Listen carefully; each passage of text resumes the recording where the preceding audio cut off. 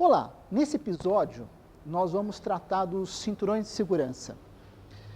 Vamos entender as características dos equipamentos, vamos conhecer um pouquinho da variedade e a aplicação deles. Os cinturões de segurança, para nós entendermos por que são como são, temos que entender que eles têm que atender duas características. A primeira tem que ser resistentes. A segunda tem que nos oferecer recursos que permitam ajustá-lo ao corpo de diferentes pessoas. Vamos entender essas características. A primeira, resistência. Por que ser resistente? Porque o cinto, assim como os demais componentes de um sistema de segurança, tem que lidar com forças muito grandes a amparar a queda de uma pessoa.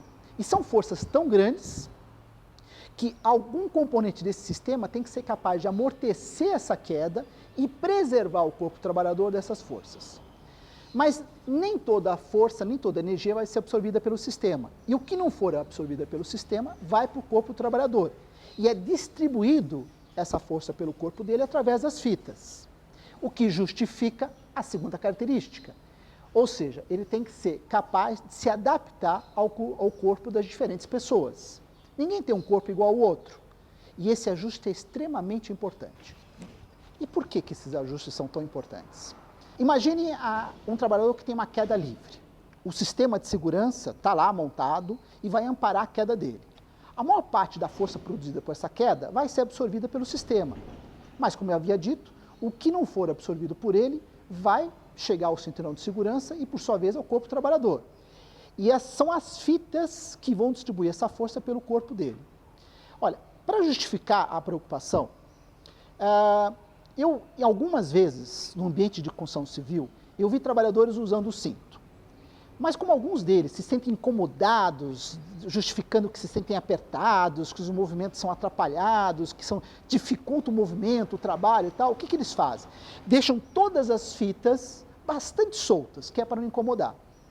Agora imagine que se esse trabalhador vier a cair, vai ter as tais forças de qual eu falei, parte dessa força vai se distribuir pelo corpo, vai exercer força sobre partes do corpo, mas um cinto todo mal vestido e mal regulado, não se sabe onde é que essas fitas vão pegar.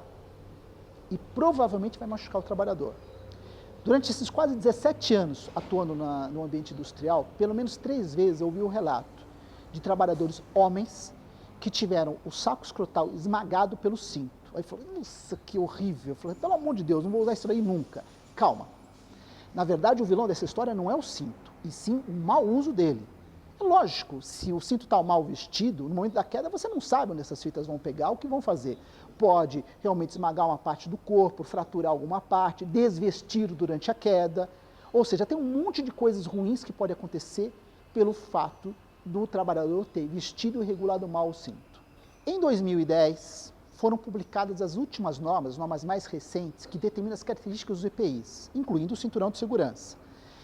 Nessa norma, passou a ser obrigatório, entre as características exigidas por ela, que o cinto ofereça essa boa capacidade de regulagem, ou seja, que tenha fivelas suficientes ou formas de regulagem que permitam essa adaptação ao corpo das diferentes pessoas.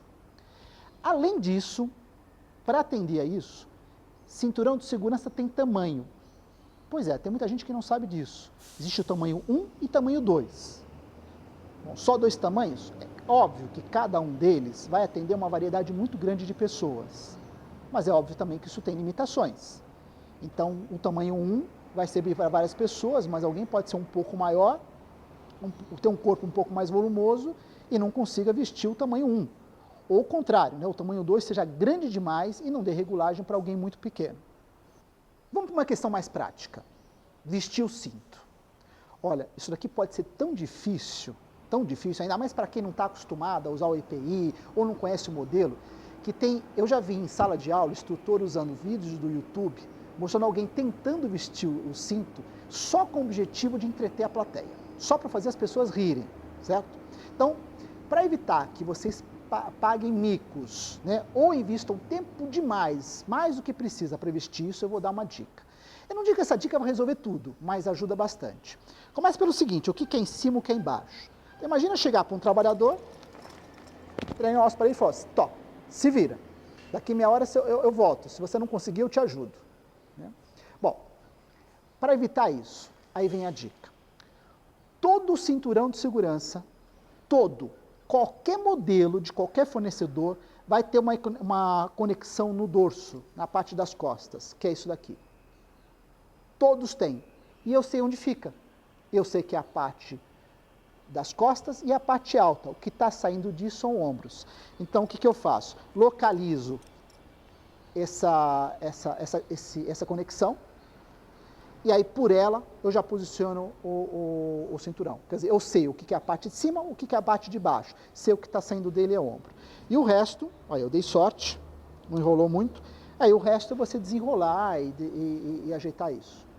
Bom, agora que já sabemos qual é a posição certa de vestir o cinturão, aí vem o trabalho de colocar. Isso é como um macacão. O macacão a gente não veste pelas costas? Então, o cinturão de segurança é a mesma coisa. Então, quando vamos fazer? Já ele com a posição certa de vestir, nós vamos colocar no chão, identificar os locais onde vão colocar as pernas, e pelas costas nós vamos vestir.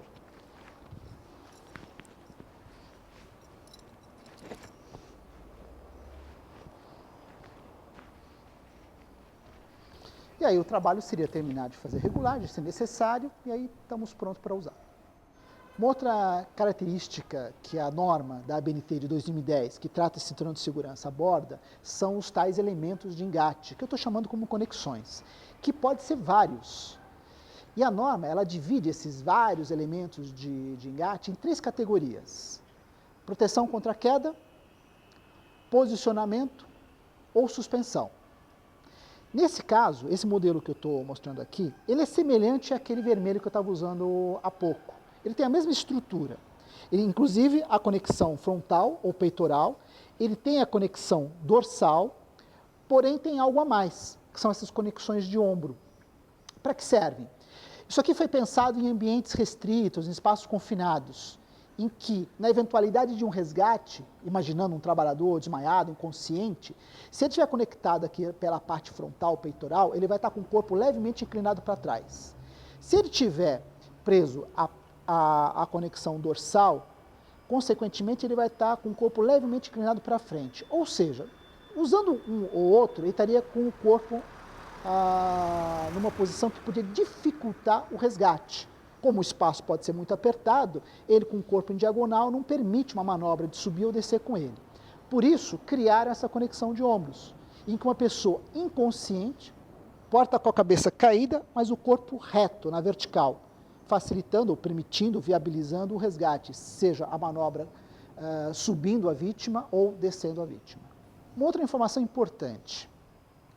Já havia empresas que se preocuparam em comprar um cinturão de segurança com esse tipo de recurso, e talvez, até a própria venda, talvez mal feita e tal, mas ignorar o fato de que você só consegue usar essas conexões aqui de ombro com esse acessório chamado suspensor.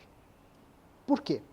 Se eu fizer uma amarração direta, seja com cabo de aço ou corda, ou seja, o cabo que vai sustentar, vai içar a vítima, se eu fizer direto, a parte em Y, quando você colocar o peso da pessoa, ela tende a se fechar sobre o corpo dela.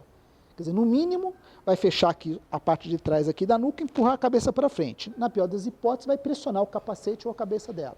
Então, para que isso não aconteça e essa distribuição, então, seja segura e confortável, você precisa de acessório funcional, que é uma peça rígida que funciona, na verdade, como um cabide, dividindo o ponto de sustentação, o cabo de aço ou a corda, entre os 2 pontos de ombro. Isso aqui é um modelo de cinturão de segurança, um velho conhecido, né? Porque há muitos anos se usa.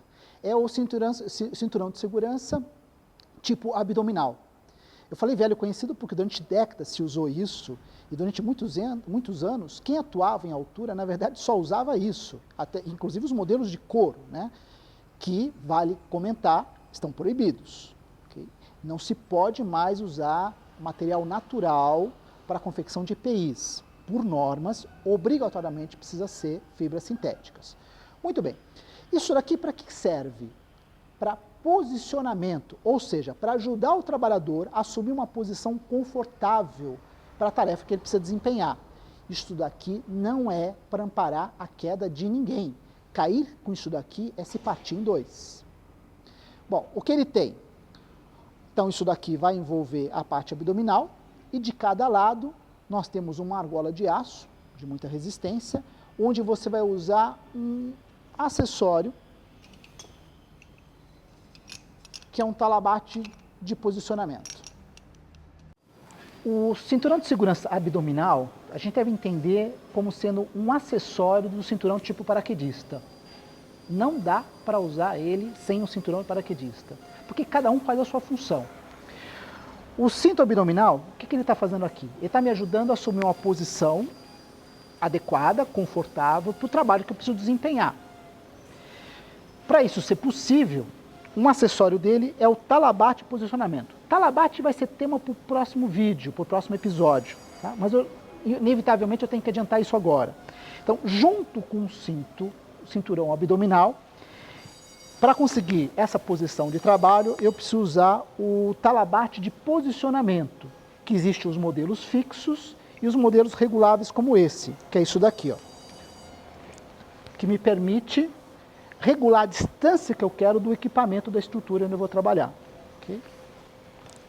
Bom, olha como é que ele está funcionando. Eu estou com o peso dos meus pés aqui sobre a estrutura.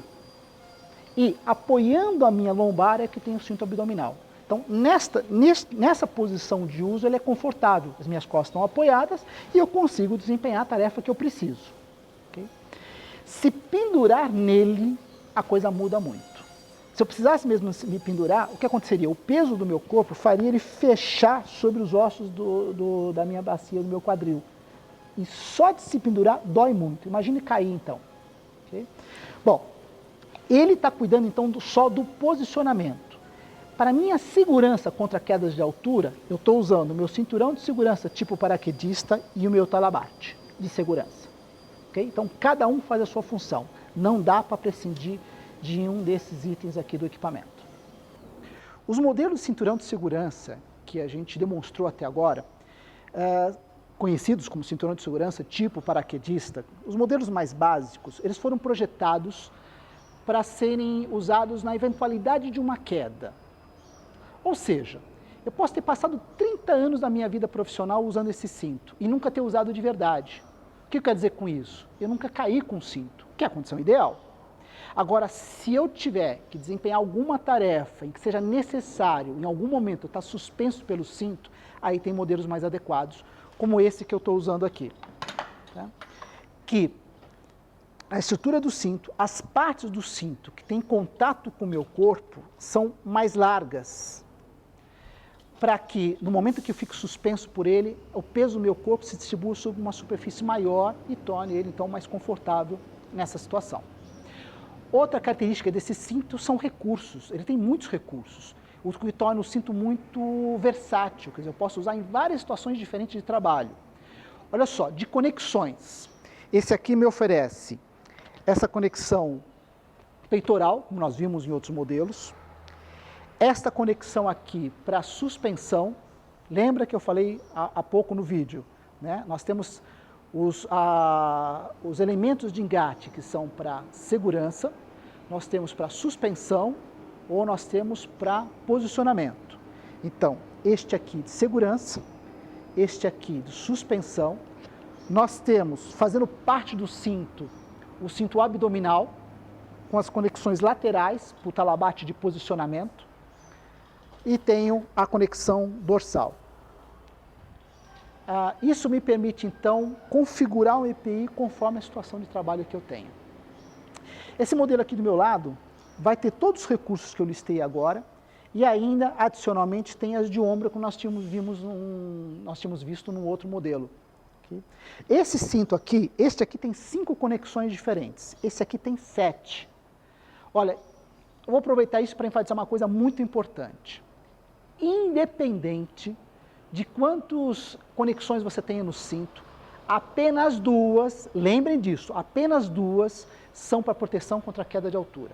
Ou seja, o sistema que vai amparar a sua queda deve ser conectado ou nessa conexão aqui peitoral, frontal, ou nessa dorsal. Ou seja, seriam as 2 centrais e os pontos altos. Espero que essas informações ajudem nas rotinas de segurança para trabalhos em altura. E nos vemos no próximo episódio, que nós vamos falar de talabartes.